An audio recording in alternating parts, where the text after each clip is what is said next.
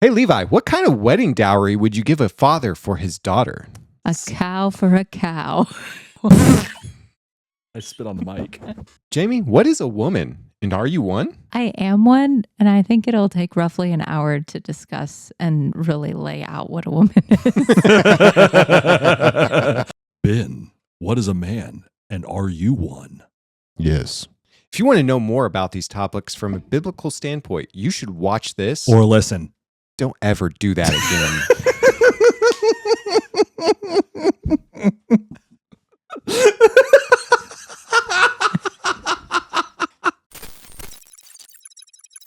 Jesus is a friend of mine. I have a friend in Jesus. Jesus is a friend of mine. Jesus is my friend. You see how Ben repurposed? Do you not know that? Mm-mm. Oh, Levi, you are in for a treat. What is that? Is that a video? Yeah, I'll send it to you, but you can't watch it until It's after something. the Oh pod. yeah, I'll wait.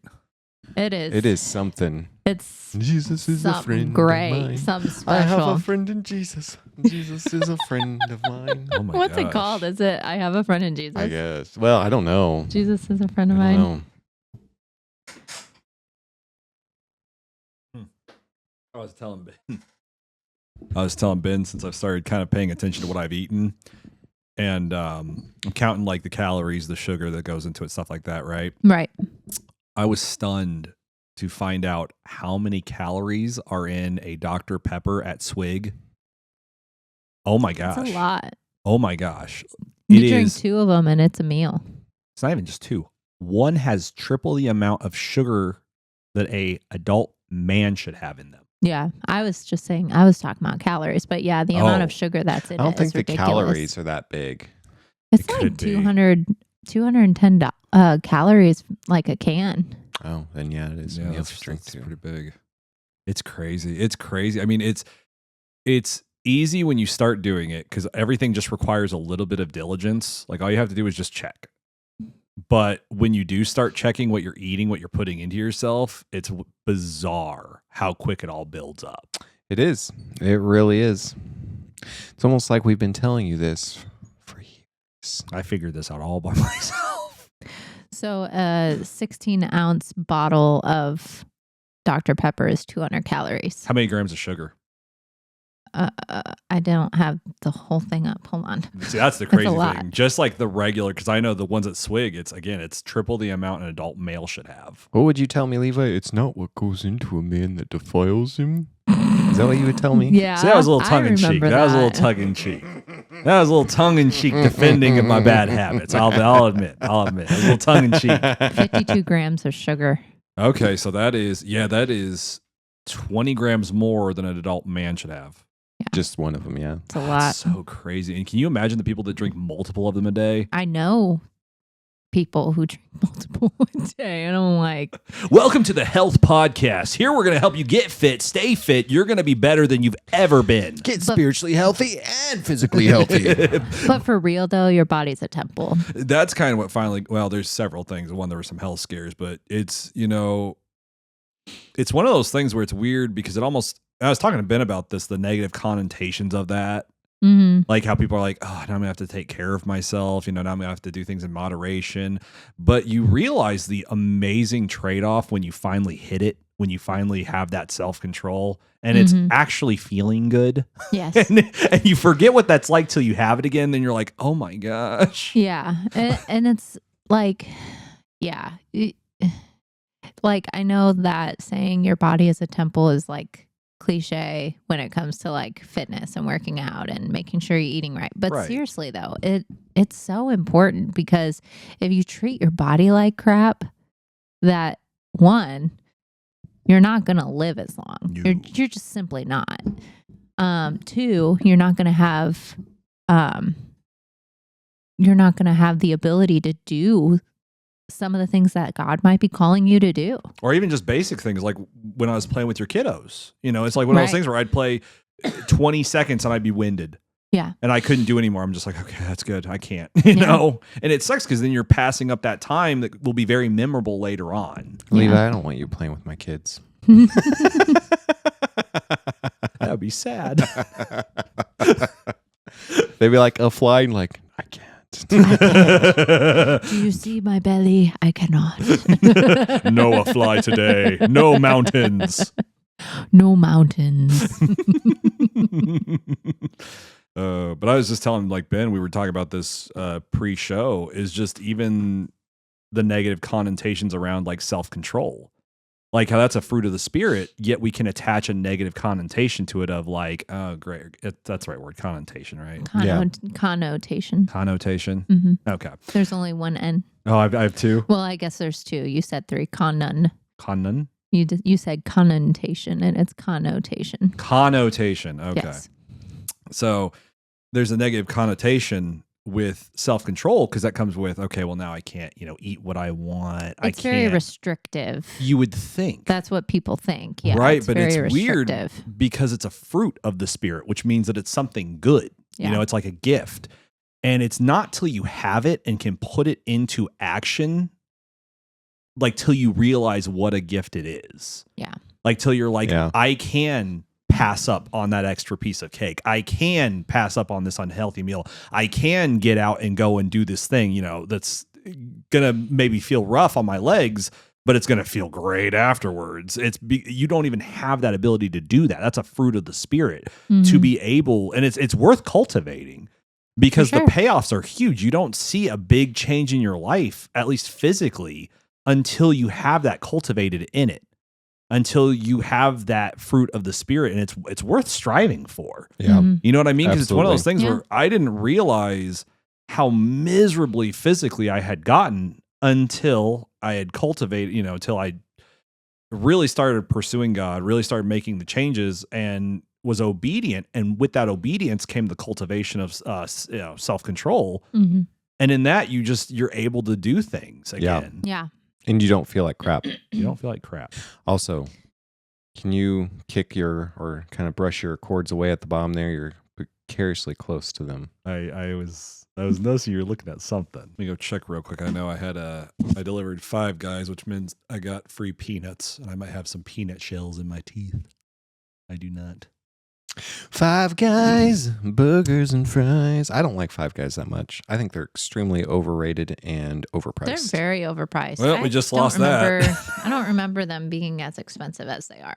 No sponsorship deal from them. Nah, That's gone out the window. I don't want something I don't like.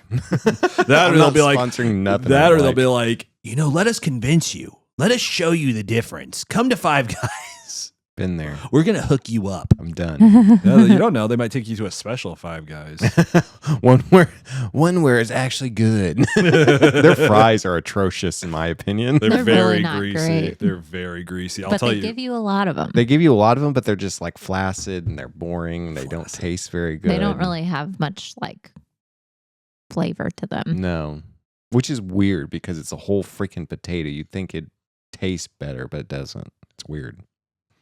And I think part of it too is every time I've been to 5 Guys, the potatoes, every French fry I've had there is a little bitter because they use old fry oil. Ew. And so I've never been to it when they've had fresh fry oil either. So you get that bitterness to it. It's gross. I will say I've been to a 5 Guys where it wasn't like that, but it was in Europe. So there were regulations, if you will. There were. we have regulations too. The question is, do we follow it? We're starting to have regulations. We are finally starting to. No, they're supposed to No change dye in their your fry food. oil.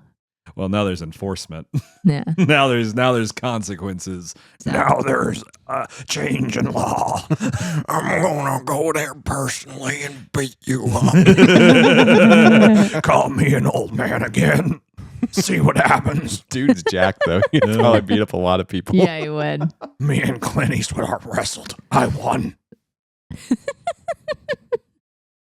Pin almost spit his drink. I did. All right, Bian. Yes. We're all here. We are all here Mhm. once again. Welcome to our special guest. Your face. Jaimie was like, What? I'm like, I looked at the chair too. I'm like, Who's our special guest? Ben's developed very special eyes. It's Pastulio. He's right there. Can't you see him? Hello, Pastulio. Come on, guys. This is how we demonstrate. Been slip into insanity. No, some kind of demonic. Pastulio, our spirit here that will show us. I mean, we use him to demonstrate. I'm channeling. Exorcism. That's the word I was thinking of. Pastulio, just sit right there. Yeah. We're going to try some verses.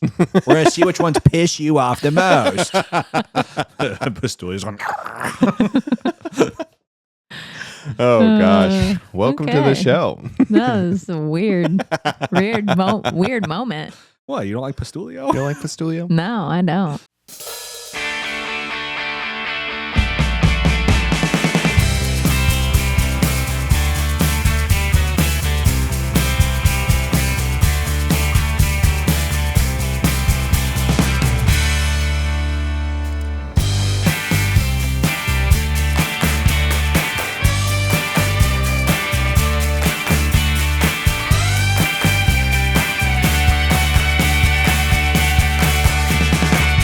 You guys want to hear a story?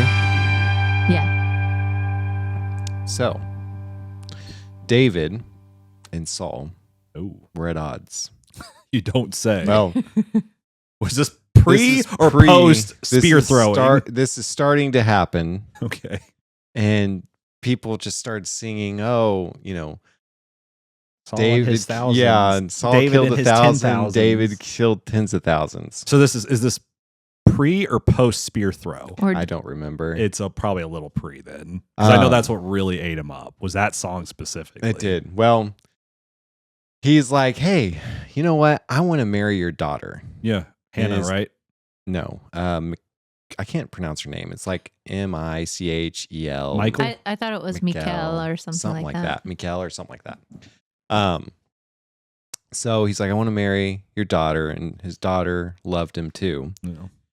And so Saul was like, "You know what? You can't afford her. You can't afford to marry a Oh yeah, king's daughter." Oh, and if you're watching with children, this has a little bit of Graphic. it's a little graphic. It's a little and graphic. if you don't want to explain a few things to your kid, you might skip over into the. We have chapters in the title bar. Just skip over to the next. Certain Next topic. anatomical bits. Yeah. you might not want to explain. Yeah. So that's your warning. We're going now. Full speed. So Saul says, "Okay,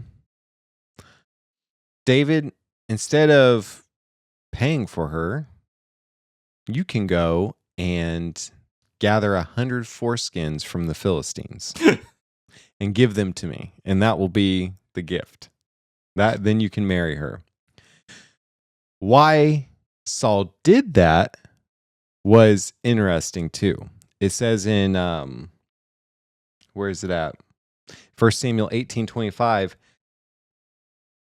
He wanted to basically entrap Samuel in a plot, saying, basically, I'm going to get the Philistines to try and kill David. Mhm. Not Samuel, David. Right. I'm going to get the Philistines to try and kill David. I want to stir them up. And it wasn't just like, you're going out to war with your enemies. It's also like being super, super like disrespectful to not just kill kill your enemies, but also cut off their foreskins in Yeah. a very strange thing. So You he's definitely have to hoping- wash your hands. Yeah, Very yeah. strange. He was hoping that it would kind of create this enmity between David and the Animosity. Philistines. Yeah, this enmity where they're like, it's not just, oh yeah, this is a normal war thing. And so he was hoping to kind of stir that up. And so he's hoping that David would die in this pursuit. And then maybe the Philistines would go after him if not. Mm. And so David goes on, of course, him and his dudes kill 100 Philistines. He's like, cool, wait here. Yeah, pretty much. It said it pleased David. He's like, all right, I can do this. That's a good idea. I can go do that. That's something I can do, my guy. Make it harder for me. Yeah, let me sharpen my knife. What was Saul's son's name? It was Jonathan. Jonathan's like, couple. what you sharpening your knife for, David? It was like, I got a job to do. Cross your legs. Well, he wouldn't have to worry. Well, no. I'm going to be back for your sister later. Oh, no. Yeah. Jonathan had been happy about that. Jonathan loved David. Oh, yeah. Yeah. Jonathan and David's relationship was always really cool. They're cool bros. They are bros. It's always sad. Well, I'll let you go on. So David goes out. Oh, wow. Goodness. David goes out and kills the Philistines, brings back a bag of foreskins. Now, what the Bible records, I think So gross. that says he killed 200 men. Mm-hmm. And so he brought him those foreskins. But it might be a textual error. Oh, The Septuagint actually only records him killing 100. weird. And actually, if you look on later on, It when references he's- that. yeah, when he's requesting, what's her name? Michael or something. Mikiel, Whatever. however you say it. Yeah.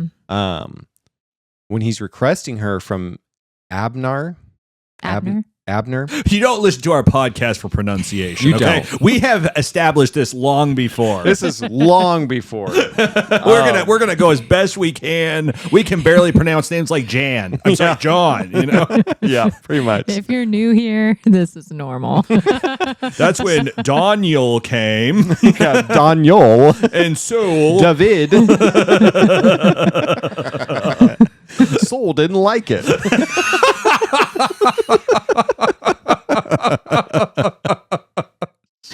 Oh gosh. But it's later referenced. Our train is derailed there. It did. Go ahead. But anyways, it later references that David actually says when he's trying to get Mikel, whatever her name is, Miguel. We know it's not Michael, We know it's not Michael. but it's similar. This is a It's mess. similar. Goes to get his wife that Abner, from Abner, he requested from Abner. And he references, I paid for her with 100 foreskins of the Philistines. Oh, so it actually does. So Mikal. Mikal. That's Okay. how it says Something online. like that. Okay. Okay. So that's kind of an interesting tidbit where, it may have been 200. It may have not been. It sounds So- like if it wasn't in the Septuagint, it may have just been a grammatical error then. And that's why it's always important to do, what's it, exegetical? Mm-hmm. Is that how Close you pronounce enough. it? Again, our pronunciation. That's going to be the theme. Yeah. Enjoy. This is the hard It pronunciation hasn't episode. happened in several episodes. Right now, it's just all Not happening this- in a whole row. Not this much, at least. Yeah, not one after the other. But that's why it's important to always go back to the original text, and you can do studies on just the original languages. I mean, Right. you have the ability now to do that, and it opens up further doorways into your studies. You're going to get more Insight. insight. Yep, you're going to get more Revelation. exactly, clarifications. And it's not like it changes really anything. It changes everything. It just deepens it. Yeah, it just It deepens it. it. In some cases, it doesn't, especially as you start getting into the New Testament. Usually what they say is what they mean. There's not too Yeah. many extra definitions. But when you start going into the Old Testament, there's like all those words have sometimes multiple meanings. Yeah. Mhm. Yeah. And then there's the contextual stuff like we were talking about several episodes back. You Yeah. definitely have all that. Yeah. Absolutely. So David brings back the foreskins, the Yes. bag of foreskins, gives So it to weird. Saul, and gets to marry his daughter. So that's a fun story. What How do you kind of- pick them, Ben? How do you pick them? We should bring that back. we should have that happen again. What? The foreskins of our enemies? No, the foreskins, like as a dowry. So Of our Oh, enemies. that's fair. I mean, there's some places that would probably love that. That's horrifying. I'm obviously That's joking. horrifying. I would love to marry Jessica. That's great, but my neighbor's really peeing me. If you could just go over there and kill Teach him a lesson. Dinkelberg, You don't even have to kill him. Just teach him a lesson. get a couple Dinkelberg's foreskins over here, and Dinkelberg. A bag of them. Can you imagine holding a bag of that? I bet he held it with pride. He probably did. The dude was He was excited. a man. You know what I mean? David Yeah. was a man's man. You know what I mean? there's a lot of. Yeah. I mean, if you read into his life, I mean, there's just a lot of really crazy but neat stuff in there. Like Yeah. one of my favorite things too is you have a lot of foreskins. like foreskins. One of my favorite things too is at one point, people will sit there and they'll say, when they see like more charismatic churches, they'll see people like dancing or falling over, things like that. Oh, they shouldn't do that. That's disrespectful to the Lord. They'll sit there and be really judgmental. But you look at what happened with David when he was dancing, Yeah. right? Yeah. You look at what happened when his wife saw him and was like, he was dancing before the Lord. He was happy before him. He was, Yeah. going kind of nuts for him. Yeah. And his wife judged him harshly in that moment. And there was a penance for that. Right. And I see a lot of people in a lot of circles looking at churches that are kind of, they do kind of look out there, I would say. But at the same time, I'm sure David, the king of this whole place, who was just dancing in the middle of the street, I'm sure that looked a little out there. But Right. it was done unto the Lord. Right. It's one of those And things. it's not like we want to look at something and go, well, if they're doing it a different way than I would, you judge their heart and their intent of their heart and their worship before God. Yeah, I mean, that Yeah. dried up in a womb.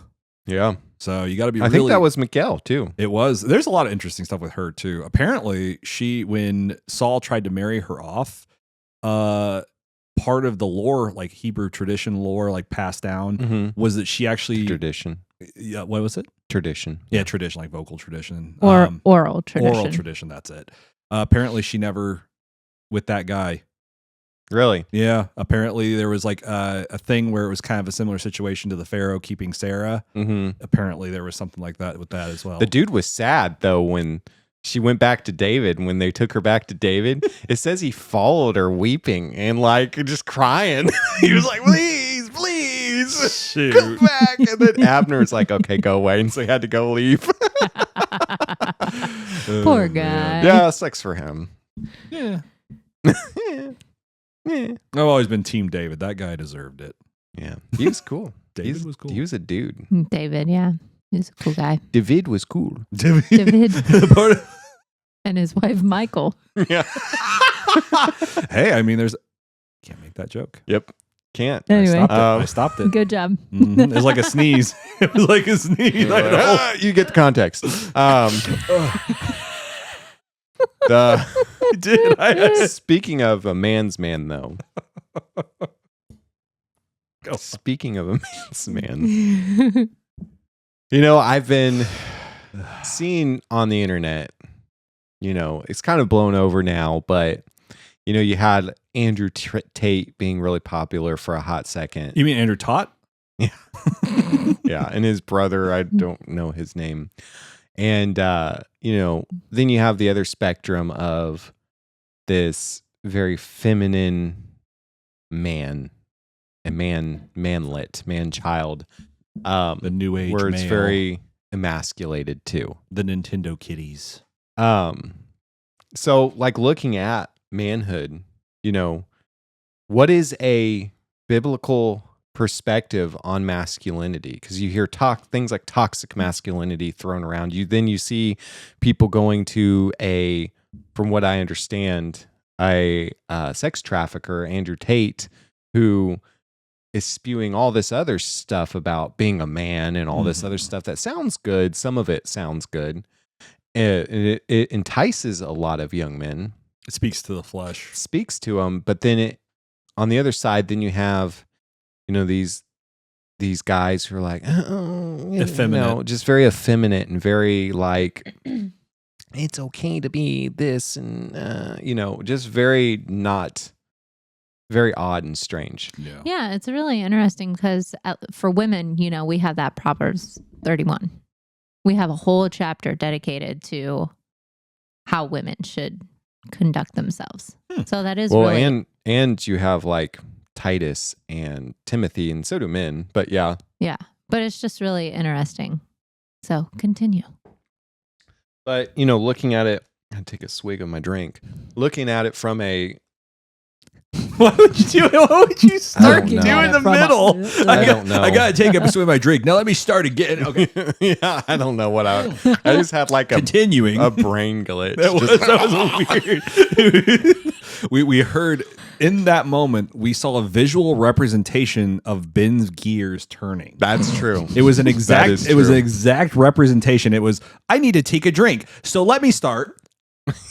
That's exactly what that was. Let me continue. That's exactly what that was. Holy cow. Go on, Ben. But you see all these different examples of what masculinity is, Right. and what people say it is, and like, okay, so what's it clear? What is how does the Bible define it, and what's the truth on masculinity? And I think it's important, and femininity. Mm-hmm. What's femininity? Because you have women who are like, you have to, I don't need no man. call your husband Lord, and like bow to him, and That sounds Yeah. pretty produce good. every whim. Yeah, I And like then that. you have Where's that one? the other side of I don't need no man, and girl bossing and all this other stuff. And it created a lot of bitter women Right. Yeah. in that culture of the new age feminist movement. Of these women are now, there are some women who are very like disillusioned to the whole thing. They're like, I never wanted this. I never wanted to work. And they're like, I didn't want all this responsibility, and because it's not the role. Reality that I came want. crashing in. Yeah. Yeah. And so you have all these different things happening in our culture, and all this confusion happening in our culture. And so how God defined it, in Genesis, he created male and female. They have different biology, they have different roles, they have different ways they think. Whereas a woman can be more in tune with emotions, and in tune with, and this isn't a blanket statement, there's obviously a spectrum for male and female, but where they have these different they're in tune with more of how other people feel and things like that. Men are more aggressive, tend to be more aggressive, tend to be all these More different aloof things, to those things. more aloof to those things. I don't get what my wife's trying to get me to do. If you don't tell me, I don't get it. It's true. It's true. But you have these different things, but they're complementary, you find out. And if you look at how men and women were created, we're really truly created complementary. Mm-hmm. So masculinity, like I said, people have taken it to where you're either super effeminate or just this aggressive,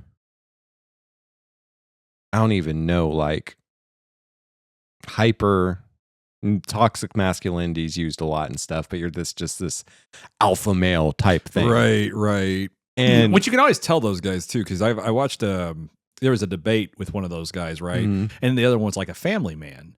And the family man was just real, just saying how it was. And the alpha dude was getting so mad, just so angry. And mind you, like the family man was not on a different political side. right. He's just like, yeah, I respect my wife. You what? Like he starts getting real, and it's that You what? You what? I mean, but you can see that insecurity there because, and I don't even know why. I guess you'll get into it, but Yeah, and I think a lot of like this It alpha shines male through. stuff, especially coming from Andrew Tate, that kind of masculinity, Mhm. quote unquote, is a lot of self-gratification. It's a Mhm. lot of you go out, you get what you want, you get what you need, and all these other things, and it's about me, me, me, me. It's very selfish. Mm. Yeah. Whereas biblical masculinity is actually defined in the Word of God as, number one, following Christ and being like him and being submitted to him. right, your heart should reflect Christ. Your life and your heart should reflect Christ. And in that, you are selfless. So husbands, men, if you're married, you're supposed to be the provider for your family. You're supposed to be the protector of your family. You're supposed to be the person that is the head of your family. Right. You're supposed to be the leader of that family and be able to make clear, concise decisions for your family and for what's best for your family, not just for you. Right. And those come from obviously seeking the Lord. And those come from seeking the Lord, from submitting to him. Whereas this alpha male thing's like, you can sleep with a bunch of women you want and blah, blah, blah. But if those women sleep with too many men, they're whores and blah, blah, blah, you know. There's going to have to be some censorship in this episode. A lot of bleeps. I don't think so. I don't think that's bad. Oh, yeah. I used that word today actually in church. Demonetized. Did you really? Yeah, because in the Bible it says church, that Israel whored with Moab. yeah. It numbers like 25. I guess it depends on the translation you use. Yeah, those ESV. But anyways, That's not the real version, but that's fine. that's fine. Oh man. KJV, Back to last episode. right? So you have this thing of like, and you can tell, you know, the Bible says there's earthly wisdom, which is sensual and demonic. And then you have godly wisdom, which comes from God. And you can always tell what's earthly wisdom because earthly wisdom gratifies your flesh. It gratifies what you want and what you desire and what's best for you, and it looks out for you. Right. And so even It's a this selfish thing wisdom. even this thing of like marriage should be you scratch my back, I scratch yours. It should be 50. People look at it like that, it should be 50-50 and all this Yeah. other stuff. I disagree, and I think that's unbiblical. Because what the Bible says is that husbands love your wife as Christ loved the church. And so if you're loving your wife as Christ loved the church, you're the one sacrificing what you want, what you desire for the betterment of your family. Well, and the reason I think that you see a lot of that because, it's several things. Like, because I almost got caught in this trap of watching this content. I never got like that far. I never even watched Andrew Tate, believe it or not. Never once. But I got caught in that circle of like the men's rights activists, and to like an extent, there maybe is a message there. But the problem is what they'd spend a lot of their time on is just painting a really bleak outlook on reality and especially women. And it could even be accurate, but is it accurate to the Bible? It could be accurate in their experience. In their experience. See, the thing that you have to do is, yes, there could be some. I don't know how to put this almost. What they're saying could be true to some extent, but what does the Bible say? Right. Does what they say about women line up with what your future wife is going to be? If you have one, you know, if you read the Bible and you know the word, is what they're saying lining up with it? Right. And so the other problem with that is that you see a lot of these, it has to be 50-50, get a prenup, do all this stuff. Oh yeah. The reason why that is there is a certain level of vulnerability that they're not willing to have. And it's very hard to have a vulnerability, but that vulnerability comes from trust in God's good plans for you. Right. And so when you meet a wife, are you going to believe all these things that all these guys are saying, you know, oh, she probably Or even has done-" looking for a wife. You know, because you're going to get what you're putting your faith into. If Yeah. you're putting your faith into these people's words about women, about how they act, about all this other stuff, you're going to see it. You're going to see it. And the problem is, even that prenup, all that stuff is not going to help you. And the other thing, too, is that you're not going to develop a meaningful relationship with that woman because you're going to be too afraid to be vulnerable with her. Right. You're not going to be vulnerable. The fact that you have a prenup says, I'm not going to be vulnerable. Right. Like I am already expecting a plan B. Right. So there's always going to be this bit of you that's blocked out. Yeah. And so you have that going on, and we'll get to why there's a men's activist thing, there's women's activist thing. We'll get into why that is too, because, you know, more about the men though, real quick, is, you know, you're supposed to be, you know, men are supposed to be responsible. That's another thing in our culture. Whereas you see a lot of young men directionless, they don't have any direction in their life, and they're irresponsible. Right. They don't Yep. take responsibility for their actions.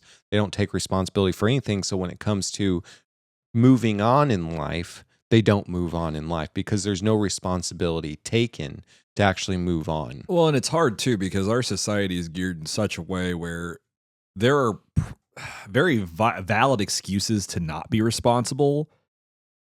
But where is that going to keep you? It's going to keep you down, and that's what I'm saying is a man in a biblical sense.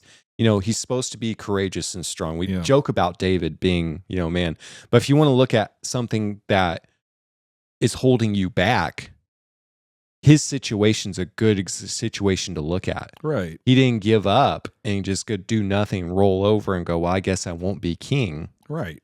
He grabbed hold of what God said and he believed God. Because at And some point, you got to realize, like, you can sit there and keep, yes, things are bad, but it's how you respond to them. It's how you respond to them. And if you don't have that responsibility, if you don't have the trusting the Lord, it's 100%. extremely hard to actually get out and see something different than your situation. Right. That's why I eventually stopped listening to even it was like the very basic entrance level stuff, but I stopped listening to it because it's just like all these guys talk about how awful women are.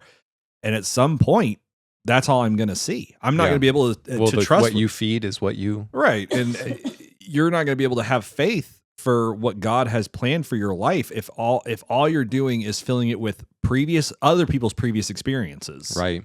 And again, it could be vast. There could be a lot of other people that have experiences, but that is not the voice that matters. Right. Mhm. All those experiences do not matter because, at the end of the day, are you going to trust this random guy or are you going to trust the word of God? Right. And then you have two other, traits a biblical godly man should have is honesty and integrity. Excuse me, and integrity. Mm. And so you need to walk with the Lord and you need to have integrity in everything you do.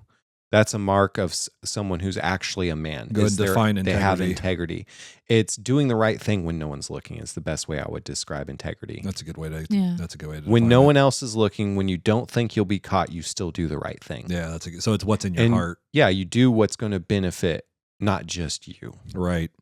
And so having that integrity, having that honesty, and like what that goes back to having that some of that vulnerability is with honesty is a man is he has integrity and he's honest.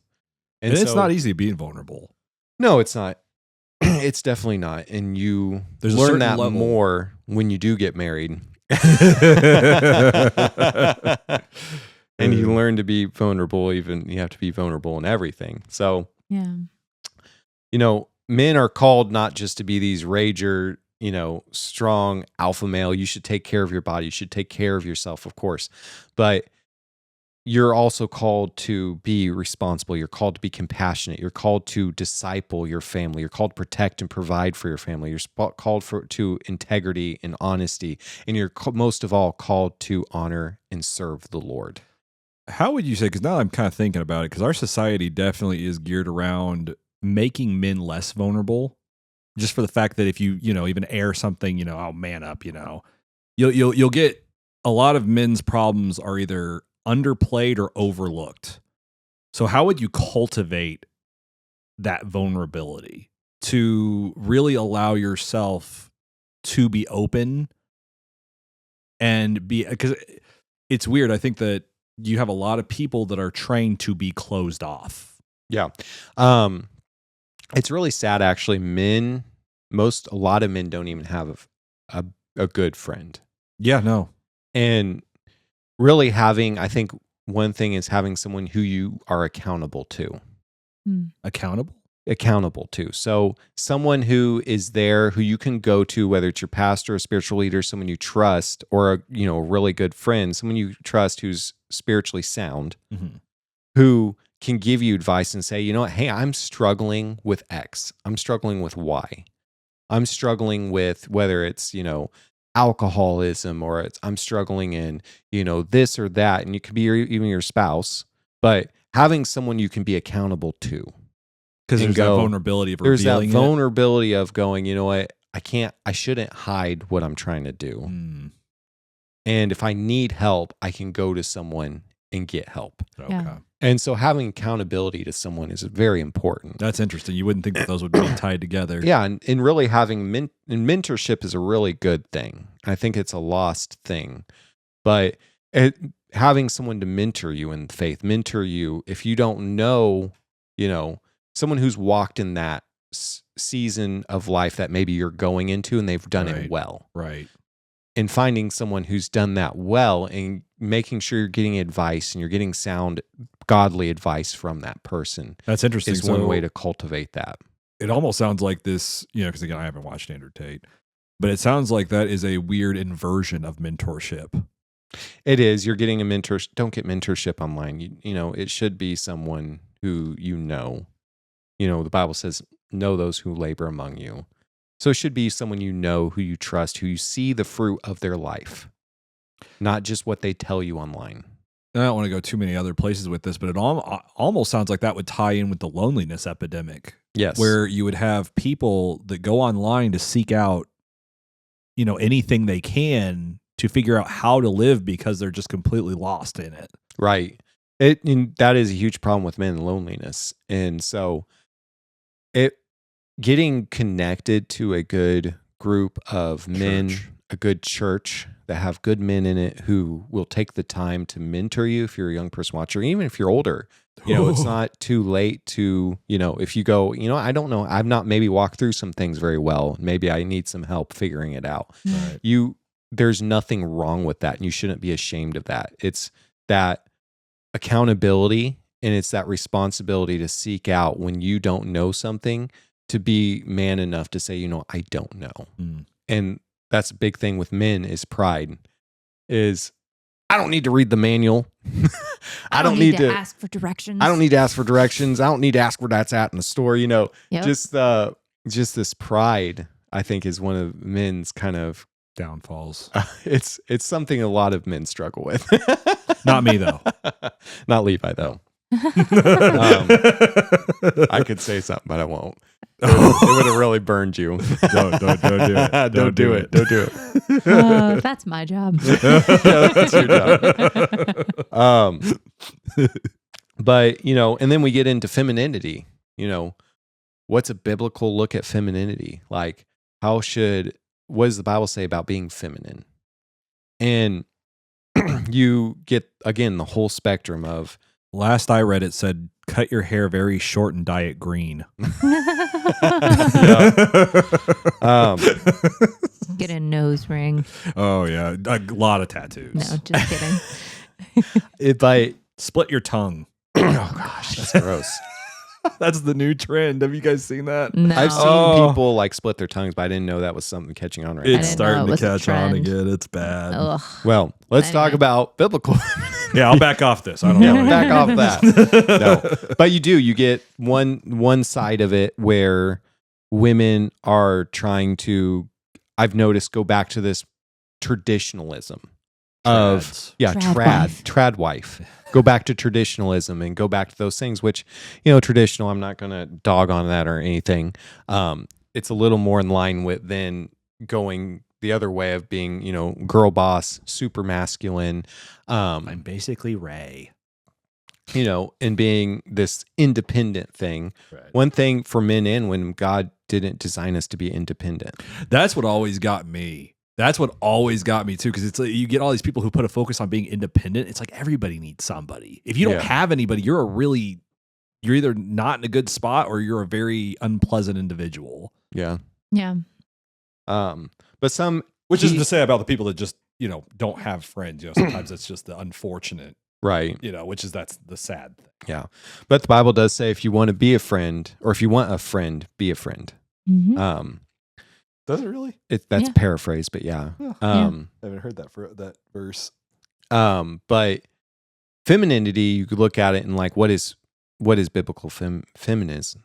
Feminism, if you want to say that. It's, one of the things that they say the Bible talks about is, back to Genesis, they're a helper.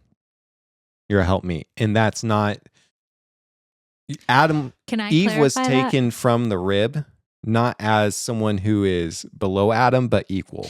Go ahead. So I actually heard somebody talk about this particular thing, and because she did a word study on that word helper. So that word helper is supposed to, it's a strong word. It's a word of strength in Hebrew. And that was a weird sound. It's my stomach. Oh, that was you? That was my stomach. I was like, man, what was our thing's name? I was like, it's acting up, I think. Anyway. Carpaccio, no. Pastulio, please. Back. Anyway, that word helper, it's actually a really strong word. It's a word of strength in Hebrew, and it's meant to help in a way that the counterpart is not able to do by themselves. Right. And so it's not just like, oh, here, let me help you put this stack of papers over here. It's like in ways that men can't do things, women can't do things. Absolutely. And it's not like, it's not below in any way. It's not even equal. It's two separate things coming together. I've seen that with Mitch and Kathy when they go out and like witness to people. Like there's certain ways that your mom has with some people that Mitch just doesn't. But it's really neat how they both know kind of when to step back and let the other person do the thing. Yeah. Especially, you've been married that long. You do things together, and you actually involve each other in decisions, outreaches, work together. When you work together, you start to learn each other's strengths and each other's weaknesses. Yeah. And like I said at the beginning of this, men and women were created differently to be compatible with each other and to complement one another. Right. Mhm. Women like pink and guys like blue. Yeah. Another, Real quick. Go ahead. One of my favorite things in the Bible was back in the day, what women would have to do when they'd go on journeys. Do you remember that? No. It sucks. I felt so bad. Yeah, that sucked. Literally what they would do. So they would be like, all right, we're going to go on a journey from A to B. Uh-huh. Wife and kids, you go first. And you walk and you prepare for me and my friend with a meal and everything ready when we get there. Including When you setting up told the me about camp. that, I was like, what? Yeah, they would set up the camp. They would make a meal. So not only would they be going the same thing the guys were doing, but they would have to make them a meal, set up the tent, take care of the children, and the guys would get there and be like, "Oh, that was a great journey." Submit to me, woman. It was what a nightmare. Again, I say the word is strengthening. It is a strong word. Jaimie, after hearing that, I don't think you do enough. For what it's worth, I'd have to go back and do a study. That might not be the way things should have been. I honestly doubt that was probably the way things should have Probably been. not. A lot of things in the Old Testament, especially, it's a picture of how people have failed but have been redeemed by God. Wait, Well, and there's things too, like, articles of divorce. Jesus Yeah. said, I did this or God did that as a concession to your hard hearts, basically. Yeah. Wait a minute. You guys saying I And- can't have 3 concubines? Concubines. No. We can 3 get into that in concubines? another You want to episode. talk about 300 concubines? Yeah, I like that. Wait a minute. What did I get into? No. Whew. Anyway, we won't talk Too about many how birthdays many. to keep track of. Anyways. Too He many probably birthdays to had a keep track guy of. for that. Let's be real. Yeah, he definitely had an assistant for that. Probably a couple of eunuchs to help. That's where Ben's thought goes first. How would I tell them all happy birthday? Yeah. I'd get the gifts mixed up in everything. That would be horrible. I'm sorry. That just reminds me of Samuel because for the last 2 weeks, he's been singing happy birthday to me. It's for your birthday for you. And I'm like, oh, Samuel would remember everyone's birthday. Oh my gosh. Oh, He'll just shoot. sing happy birthday every day. Yeah. That Well, bit was- back on subject. Anyway, Back on subject. women, femininity. Dang it. Femininity. Concubines. Another, thing that outlines a woman in the Bible is they're nurturing and caring. Hmm. So it's not this. What's the Bible verse for that? I guess, can like- find those in Proverbs 31, Titus. Hold on. Let me go back to my notes. So it actually does Titus give women 2, clear. 1 Timothy 5. Yeah, it gives women clear things. Yeah. So just, nurturing and caregivers. Mhm. Working at the home in Titus, it talks about, and in Timothy, it talks about how they should being taken care of, and even Proverbs 31, taking care of things at the home. Mm-hmm. The one big thing is actually love and kindness. They should be adorned in love and kindness. So the Bible talks about how they shouldn't adorn themselves with, not shouldn't, but they don't adorn yourselves with all this makeup and earrings and different Jewelry, things yeah. that for the outward appearance, but rather let your inward beauty And so women, biblically feminine women has an inward beauty about her because she's kind, she's compassionate, she's submitted to the Lord. And she's not this rude, arrogant, Entitled. What's the word I'm looking for? Air it all out, Ben. Air it all out. Not gross, but what's the word I'm looking for? It's rude and gross. Just nasty. Just nasty all around. It's like rude, it's basically rude and gross, but it's like forget what the word for it anyways. Just don't be gross. Just don't be You gotta be shower gross. every day. Yeah, shower every day. Real quick, so Bible. what happens with like the women? Obviously, because like Jaimie, you have a job Yes. outside of this. So for those women that have careers outside the home, what would you say to them? There's nothing wrong with that. Like Yeah. you're keep your home in order. And actually Proverbs 31 talks about how the woman goes out and she gathers wheat and she basically helps provide in that way in the family unit too. Okay, so it's Yeah. a blueprint. It's yeah, just a blueprint. It's Yeah. kind of like how diligent. Okay. It doesn't, it's not saying like you shouldn't work outside the home. It's just saying like you should also work inside the home. It gives you It's part of priorities. part of your responsibility. Yeah. And so it's really she's diligent. It's the same way, like in the Bible, how it defines how a man, you take care of first your responsibilities, how it has those lined out. So it kind of does the same thing for women where Yeah. it lays out the responsibility. Yeah. Yeah. Okay. And so like for a sense. man, you're responsible for your household. You're responsible to make, provide for yourself and your family. And the Bible goes as far as to say, if you don't, you're not actually in the faith. Yeah. So she works at home. She's kind, but the one thing that really stuck out to me is like, one of the big things the Bible stresses, I noticed, and especially in the New Testament, is she's adorned in kindness. And that's a mark of a feminine woman. And a lot of times you have opposite of now. Yeah, a lot of times now you have this movement and this girl boss movement of, you get what you need, you chase after what you want, you do what you want, and it becomes belligerent, becomes rude. The You don't new owe wave anyone a smile. new wave feminism has become belligerent, very rude. Right. Yeah. And so that's actually not that's not feminist, that's not feminine. It's not. No. They want to call yourself feminist, but you're not feminine, according to what the Bible says. Yeah. And trying to adorn yourself, and there's nothing, I don't think, the Bible's not saying you shouldn't wear makeup and you shouldn't do any of this stuff. There's nothing wrong with the physical adornment, but it's saying what matters more is what's in your heart. Right. Mhm. And that's where the beauty of a woman comes from. It comes from her heart, not what she looks like, not how she dresses, not what she adorns herself with, but it's in her heart.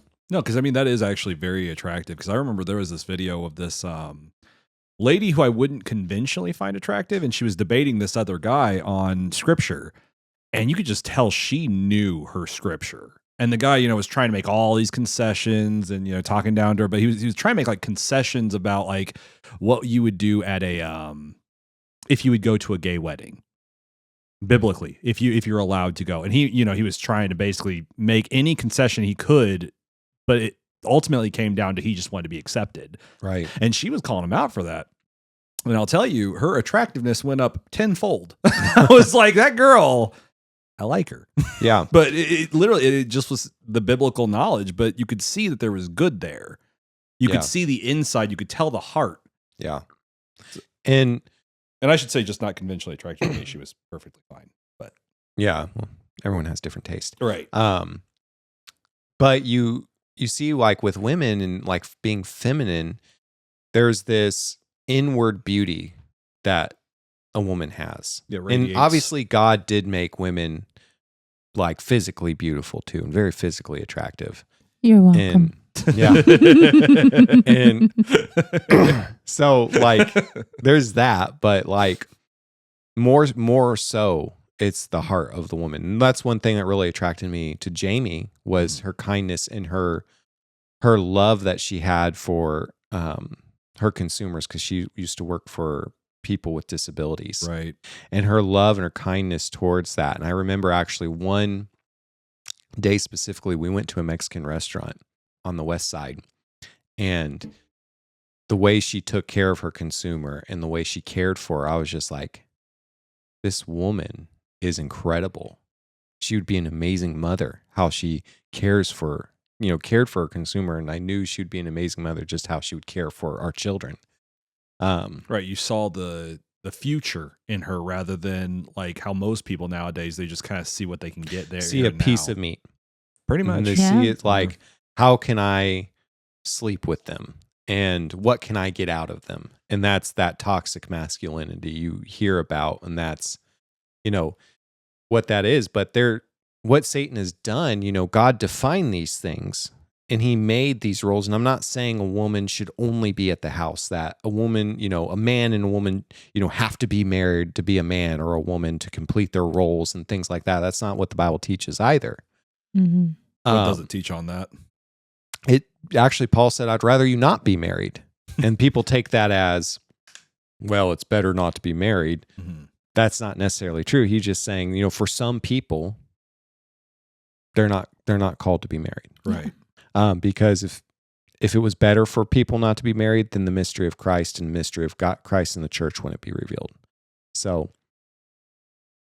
because marriage is a reflection of Christ and the church. Oh. And so that mystery wouldn't be revealed to the world, because our marriages should reflect Christ in the church. Oh, that's interesting. How Christ's love in the church. So I do fight against that belief that it's better not to be married at all, and you shouldn't be married, and if you can stand, don't be married. I like your That the- stuffy pastor voice. Yeah, You have the men who get married are weak in their flesh and all this other stuff. You have a very It's like- consistent stuffy pastor voice. That is a character. You have him in your mind. He's very clear. Yeah. But I think to go along with that, the people will take that also as a pass for, well, I'm just going to be with a woman, but I'm not going to get married. Ooh, that's nasty. Yeah. But Paul said, and, that you serve God, and that's not how you serve God in disobedience. but you know what? People probably do. probably do. I spilled a bunch of water on our Oh, goodness. thing. Anyways, so you have those things going on, but really, truly, again, the Bible defines femininity, it defines masculinity, and they're different. Men and women are different. They absolutely are. A woman cannot be a man. A man cannot be a woman. Well, shoot, even Mr. And- Rogers knew that. Yeah. But you have this inversion trying to happen in our society. Right. Of how God created it. And it is a tactic of the enemy, not just to destroy people's lives, but to destroy culture, to destroy society, the society, to bring, Satan comes to steal, kill, and destroy. And you see the Attack on the family. fruit of this. It's an attack on the family. Yeah. It's attack on God-given roles and God-given design. And so what happens is now you have these women who are angry and disillusioned because men are not being men. And men aren't stepping up to their God-given role and not operating in it properly. And so they're using women. They're being selfish. They're doing these things. And so you have these women who are angry about that. But then men are all pigs and all this other stuff. But then you have, on the inverse of that, you have women who see men in this light. And women who are trying to subvert and take the place of man, Yes. which is a temptation that a lot of women have, Mhm. is to step into a role they weren't designed for. And so then you have all these men who are now disillusioned because, well, I can't get with any woman. Tinder culture has made it horrible. Well, and you have These exterior women factors. These women are,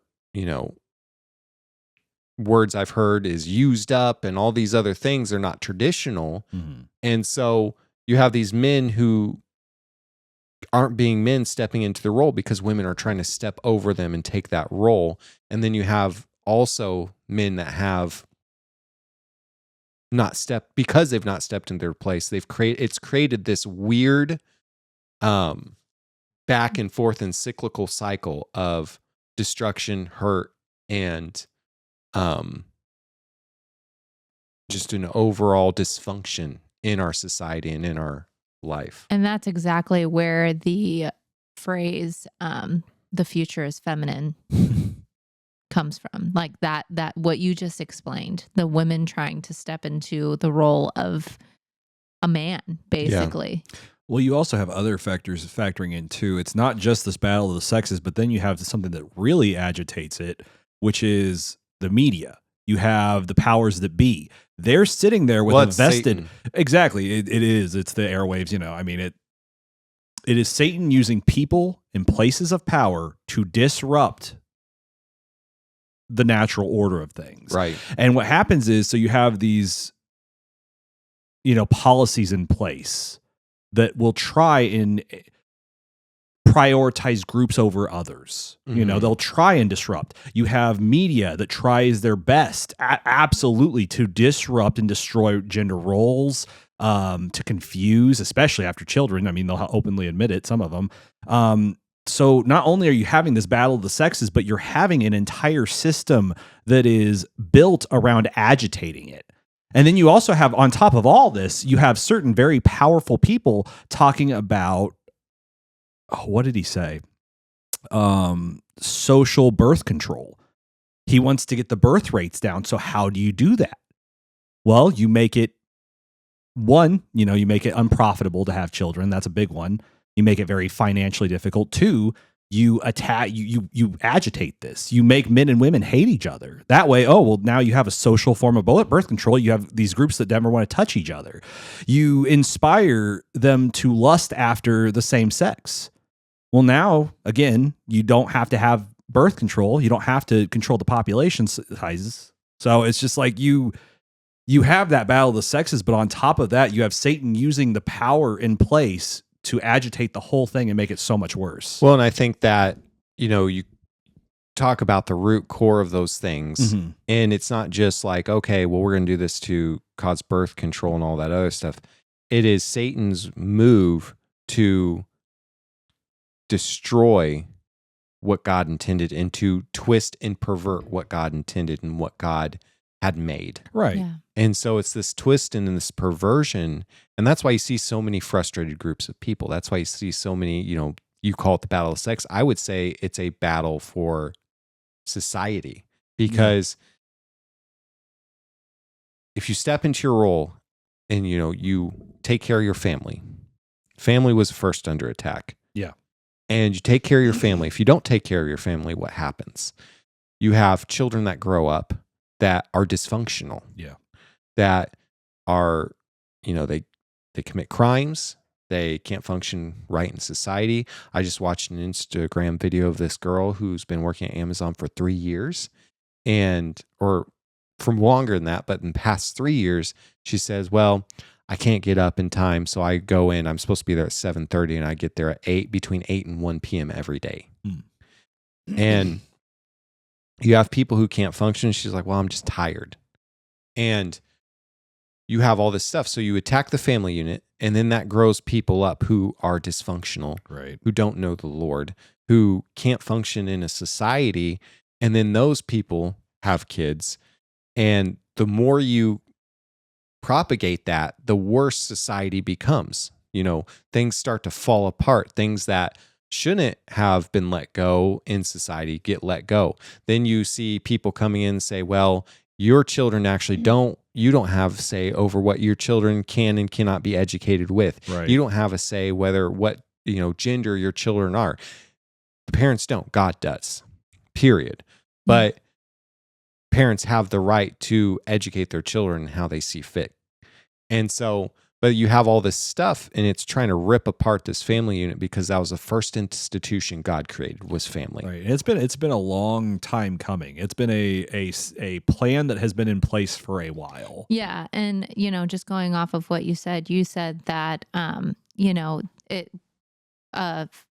dysfunctional offspring creates more dysfunctional offspring. It's not like we're the first generation where this is cropped up. Right. Like it's been happening for generations. Yep. And we're seeing the Compound effect. the compound effect. It's finally gotten to a point where it's so degenerate. Yeah. And that's why you see in the news just on 465 by us, just off the Emerson exit. Someone had road rage, shot into a vehicle, killed a 13-year-old boy in the car. When was that? This was just Just like a couple days days ago. I hadn't even ago, heard of yeah. it. That's the crazy thing is all this stuff is happening so much you don't even hear about it anymore. And so that's why you have that kind of dysfunction, is because people, and what it boils down to is people don't have a relationship with the Lord.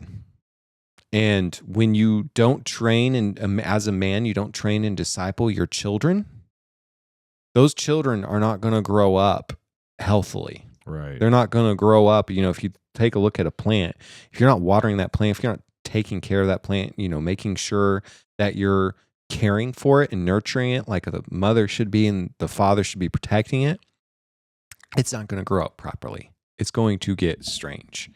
And thank God for his redeeming power. You get saved and you're now adopted into his family, and he makes all things new. So that's not a death sentence on anyone who didn't grow up in a Christian family or whatever whatever. But it does make a huge difference in a person's life and in a society as a whole when people follow after the Lord and when people go into their God-given roles and don't try to supplant and subvert it.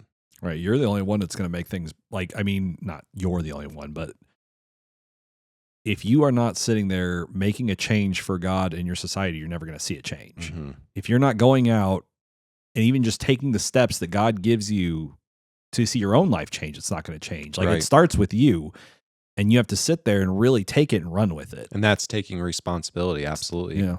Absolutely. And so, I just have seen a lot of, Reels lately, apparently. no, just it's been for years now, but you Yeah. just see a lot. And I don't know. I was just thinking about what to talk about. And I was like, you know what? That's a big topic. And it still is a big topic because there's still people, fighting each other on the internet. There's the, whatever podcast. And then there's, where people are getting information, where people are, And it's hopeless looking information at things. too. And it's hopelessness. And it's this thing of smugness. Well, my point of view is right. Women are all these whores and all this other stuff. And, what does it do for you? What does it do for you? So that's it kind brings of you into despair. because that's what it got to me. Even just listening to the baseline of these people, you sit there and you're like, what is this doing for my life? Agreeing with this, Right. what if I'm seeing this? What positive thing is this doing for me? Right. And that's where And you look at the people, and the people are unhappy. I mean, the people giving it, they're like, "Oh, I'm living my best life. I'm out in my van in the middle of nowhere, and I look, unkempt, and it's just like." You look at them and you can tell they're covering up their unhappiness. Yeah. And it's like, I don't want that for my life. And it's not to say your happiness does not come from another. It comes from the Lord. Right. And like you said, Paul, for some people are not called to be married. You just have to seek God in every situation. But I would much rather believe the Bible than anybody else, because even if all those things are true, the Bible will still supersede them. Right. So even if all those things are true in the world, it won't be true in your life.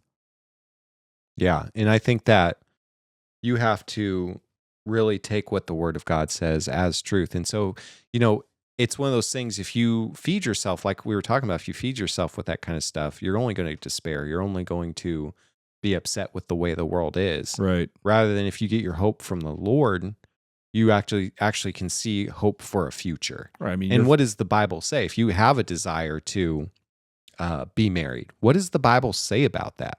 he and who if you finds a have wife nothing, finds a good thing. he who finds a wife finds a good thing and obtains children. favor from the Lord. Children being the arrows in the hands of a mighty man. Yeah. I mean, it lays it all out for you, and you have to decide, do I believe this, or do I believe this guy on YouTube who's telling me it's hopeless? Right.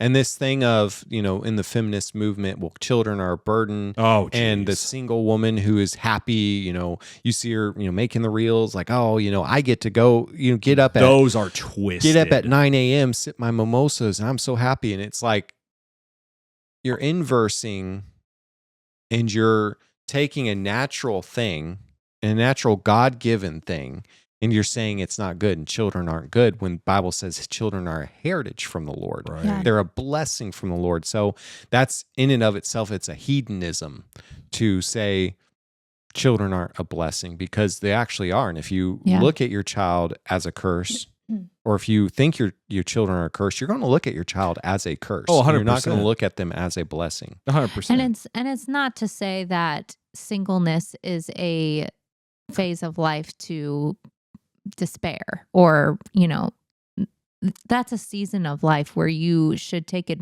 when you are single. You should take advantage of that time to Go travel. go but be with the Lord and really cultivate your relationship with the Lord, because I'll tell you what,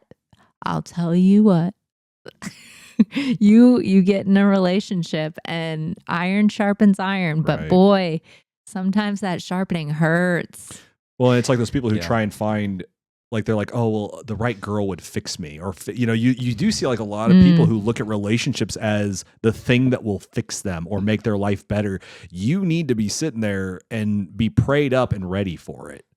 And you need to make sure, you need to know how to act in a marriage. You need to know Yeah. how to act in a relationship. You need to know how to treat your spouse. And if you don't know how to treat your spouse, you're going to go into it very selfishly, and it's going to cause a lot of hurt. It's going to cause a lot of friction, because instead of, you know what, God, we're here to glorify you and serve you. My spouse is here to serve me and fill up my love tank, and I'm here to fill up my spouse's love tank so she can fill mine back up. And the scary thing is love is completely subjective too. So it's like what your definition of love is subjective. If you don't have the godly definition, you're going to find yourself misaligned right from the get-go. Yeah. That's very true. So- Very true. It's just, it's one of the books that I was thinking about, remember Kingdom Man from Tony Evans? I feel like that would be a really good reading material for people. Oh, 100%. Yeah. Their And Kingdom Marriage was really good. Yeah. I don't know about that. I don't know about that. We read that while we were engaged. It was a very good book. Was Yeah. it? Actually, it was before we were engaged, but we were talking about getting married. I mean, we were basically engaged before we were engaged. I was just I waiting know. on the ring. So was I. So was I. You want to know what she told me on the night we got engaged? She's sitting there and I'm planned out like this engagement thing. And I finally got the ring, because the ring took forever because it was like a custom deal. Right. Yeah. And so You mean your I tattoos? finally got the ring. No, not the tattoos. This is her engagement ring. Okay. And that she's not wearing. Oh, yeah, I took it off. But To preface this, I already had my wedding dress purchased. LOL. so, but she wasn't a crazy woman who No, I wasn't. just went out and did it. We've been talking about We'd getting already engaged planned a and date and marriage, everything. we're Wow, planning my the date and opinions on you stuff. is completely changing by the minute. I Yeah. am just looking at you both so differently. Ben, you got ensnared. But yeah, we've been talking about being engaged and getting married. We'd picked a date to be married, and I was Right. just like, oh, just waiting for the ring and all this other stuff. She's like, I don't even care I just want a ring. I don't care if you tie a string around my finger. And I was like, I ain't doing that. well, I also couldn't tell anybody. I mean, I told the people closest to us, but I couldn't tell a lot of people I bought my dress because I didn't want to look crazy. I didn't even have a ring. I couldn't post it on Instagram. I couldn't. I was so Facebook. sad. Ben's going to be reviewing this. Should I post this one? Oh no, I don't care. It was funny. No, it was. Yeah. And then it's all good. I told her, oh yeah, it got delayed again, and she was so crushed. I was. Oh, So no. crushed, and so she didn't expect it when I Wait, so actually you knew the proposed. ring was coming? Yeah. Oh, okay. Yeah. I knew it was coming. Okay. Yeah, she knew it was This coming. is all. Because we'd all talked about it. We Yeah. talked about it. But yeah, so that was funny. That's So- pretty funny. It was. That's pretty good. It was. But anyway, Matt Walsh, you heard it here. We defined what a woman is for you. There you go. Ah. If There you you go. want to, What if you is a want a woman? part 2 with an actual definition, hit us up. Also repent. But yeah, so that's biblical masculinity, biblical femininity.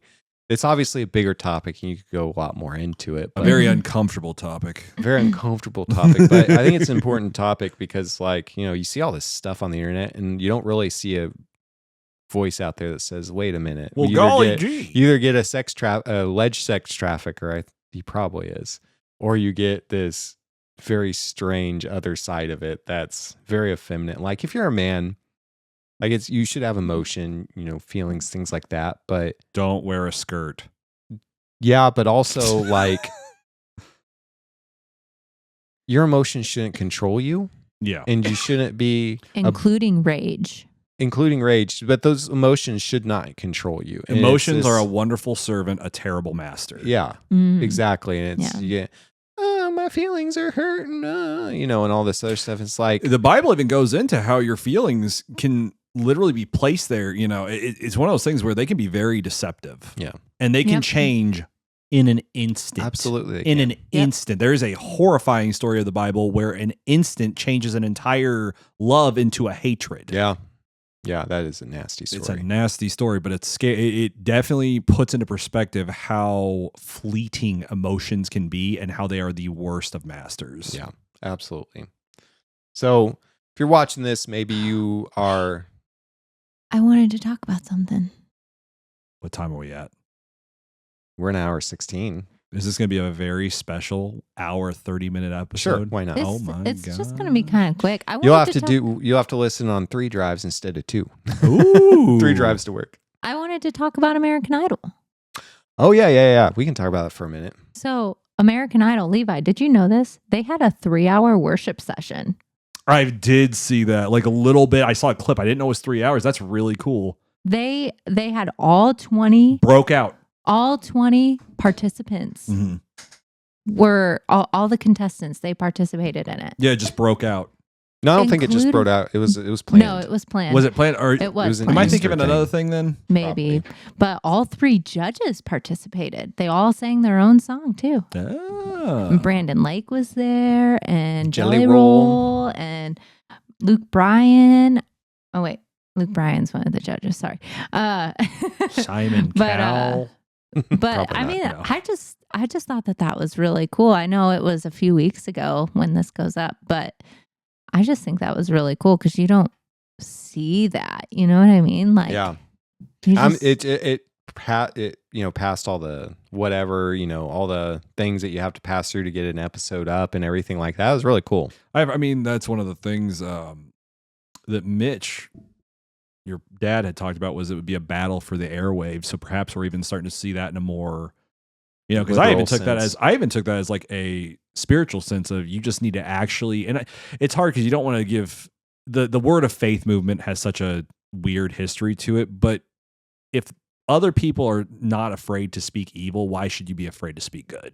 No, and that's why your I took tongue it- should be the pen of a ready writer too. Like Right. people that say, "Oh, like It's sharper than any two-edged sword. It's you like- can't throw out what the Bible says just because people have misinterpreted it." Right. And that's, I think, a very important thing that some people just throw out that and say, "Well, that's just this witchcraft and that's New Age and this other stuff." Again, it goes And back it's to like, David dancing and the people actually, mocking. yeah, and it's actually, actually New Age ripped off the Bible. Yeah. Like, let's get it right here.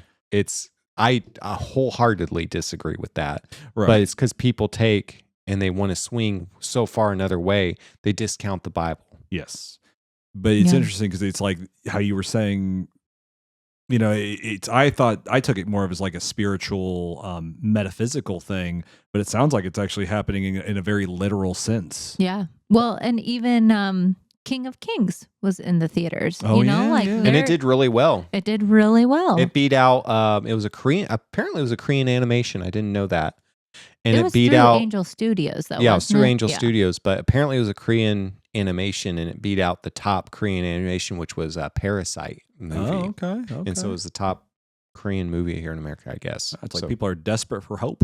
yeah. It's like Yeah. people It's are almost like desperate for people hope. are desperate for hope. And like Yeah. entertainment that's not genuinely out to brainwash your children, self-admittedly. yeah. And I haven't seen what other Christians are saying about the American Idol thing. I'm sure there's people, getting all ate up about, but you know what? If we don't cry out, the rocks will. Yeah. You know what? So praise God it got on air and that, people were praising the Lord, and I think that's cool. Well, and I also think it's really cool too. And you got to be careful watching those people who, go after other people constantly, because the Bible, Christian cancel culture.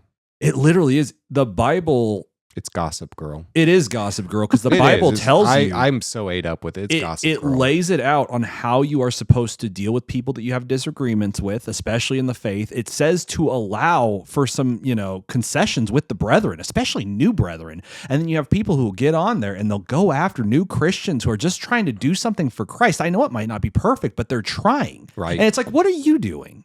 Yeah. Well, we're beating people down. That's what we're doing. And it's very.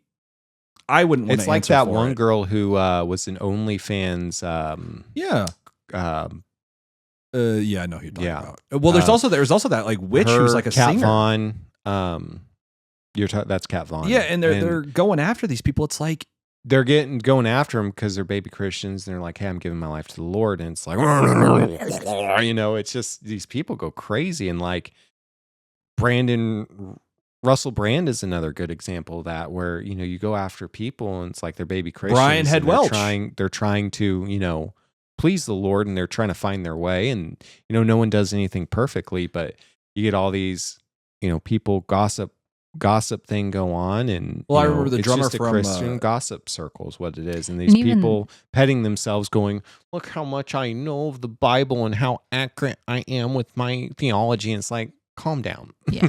And like even the stuff with like Justin Bieber and like his conversion, like, it's not our job pray to for Justin Bieber. we need to pray for. Yeah, Justin but it's Bieber. not He our looks job rough. to judge their hearts. No. Like if It's one thing to say, okay, this person, the fruit of their life is not a true conversion. right. And to see that, Right.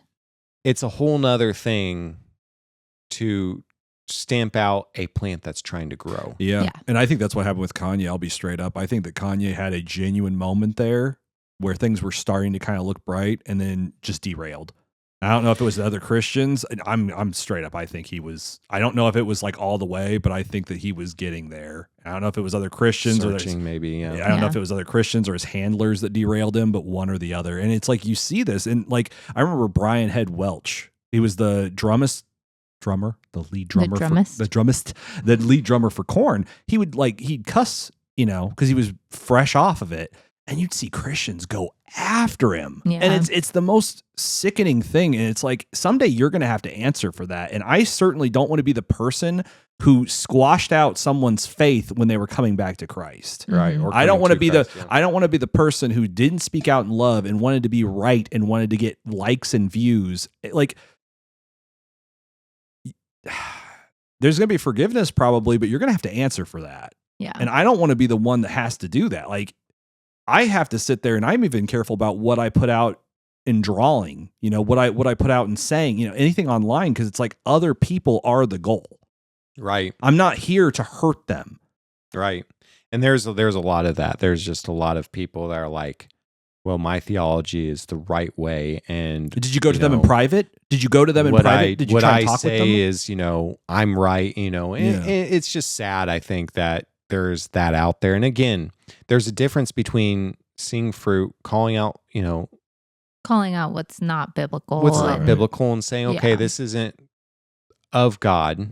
But there's a whole nother thing of, like I said, stepping on a plant that's trying to grow. Is it in And I love? think- Is it in correction? Are Yeah. you doing it privately first? Why are you doing it publicly? Are you trying to get likes or views? Well, Look at I your think heart. the problem is with it too, is because content moves so fast that if you Right. don't jump on something, it's old news and people Yeah. won't watch you. And you've built this channel that now you have to, Right. maintain and make sure it grows and all this other stuff. And you're like putting out content that, may not actually be edifying to people. And it's just to get those clicks, it's to get those grows. that And person's so, soul is more important than your video. yeah. And that's what people need to start to realize again is that person's soul, where they're at, is more important than your success at videos. Yeah. Well, let's say I think that was really cool about the American Idol. Yeah. American Idol. That was really cool. Yeah, because it I reminded didn't me. watch it, but I thought it was cool. I think Yeah. it Just to reminded me hear of about what it. Ben, because we both, what was that revival that happened not too long ago? It was at the college. one at Asbury. Asbury. Yeah, the Asbury revival. I don't know if it reminded you of that, but it reminded me of this where, you'd see videos and it was really cool. Yeah. And then immediately not long after, Why it wasn't real. Why it's not of God. Why this and that. And you go, Yep. video Get outta after video after video. So, which is to say, if you start seeing videos about that, perhaps maybe don't watch those. Well, I mean, perhaps it's I'm not, not edifying. like- yeah. And perhaps it's Christian Gossip Girl. Yeah. Yeah. And I personally didn't even watch the worship session. I didn't watch that episode. I don't watch American Idol. Me neither. But it's one of those things like I just heard about it. Oh, that's cool. That is cool. Yeah. It's probably reaching an audience of people who there are people who watch American Idol who don't know Jesus. So Yeah, Bible man There you softened go. me. Who knows? Who knows? Who knows? If a man in a bad purple yellow suit can I stopped worshiping the American Idol to worship the King of Kings. LOL. I wouldn't be surprised if there was a quote of something like not worshiping American Idol, but I'm sure The somebody. American Idol. I think it's really ironic that you have. Okay, I'm done. Okay. you can see where this has been. Ooh, all right. I've been ate up with that. Yeah. All right. If you've gotten this far, there is hope for a future. God has good plans for you. And having our mindsets renewed to what the Bible actually says and what is true is so important in living a life that is pleasing to God, that is a life worth living. Yeah. And so I want to encourage you, the first step is you repent for your sins. You acknowledge that Jesus died and that he rose again on the cross, or he rose again to save you from your sins and to bring a relationship back to him. Because sin separates us from God, and all have sinned and fallen short of the glory of God. That means I've been a sinner and you've been a sinner. And the great news is that Jesus came because he didn't want separation. He wanted unity between us and him. And so I want to encourage you, if you've made that commitment to the Lord, if you confess with your mouth and believed in your heart, the Bible says you shall be saved. And if you made that commitment, we have resources that we want to get into your hands. Just message us, drop a comment, and we'll get those resources into your hand. Still working on getting in there. No, you're not. I've already contacted the people who produce them. Fall. He was just a shepherd, dust upon his skin, called from the hillside. When the war broke in, not for reward, not for applause, but moved by truth and heaven's cause. The king's own daughter, lovely and wise, saw something fierce behind his eyes. Not just a fighter, but gentle and kind, with courage born of a righteous mind. And love, it asks for more than words. It calls for sacrifice, for strength that serves. So he rose with fire, he bore the sword, not for gold or man's reward. He paid the price that none had dared, with fearless heart and soul prepared. For love is bold and love is true. It gives, it guards, it carries through. And she in grace stood strong and still, with gentle hands and tender will.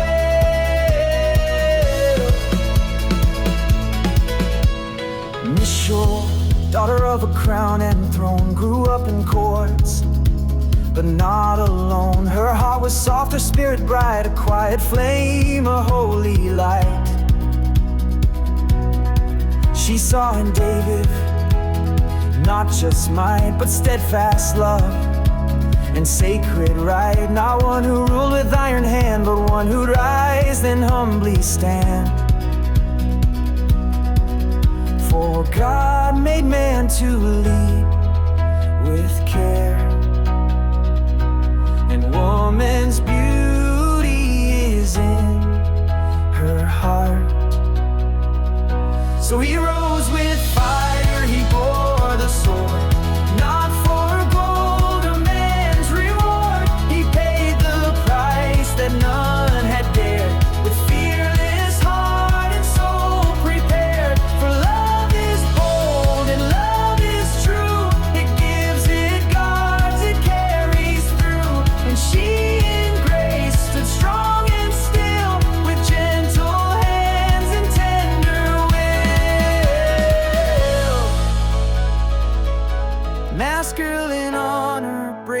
and just, shoulders burden, keeps his trust. Feminine mercy, kind and deep, holds the wounded, sows and keeps, not lesser, not more, but side by side in holy love and sacred stride. He bore the cause that others feared, with sword in hand and vision clear. She met his strength with open arms, a home, a heart, a healing balm. Oh, this is love as it was meant, with courage spent and mercy sent, two made one by heaven's vow, for love, for truth, for then and now.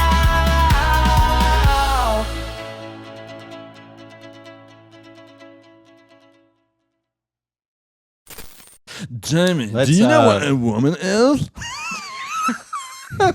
Ben, what is a man and how do I become one? It's a social construct. If you like all this and want to watch or listen. And that's it. No, that better not be. That better not be.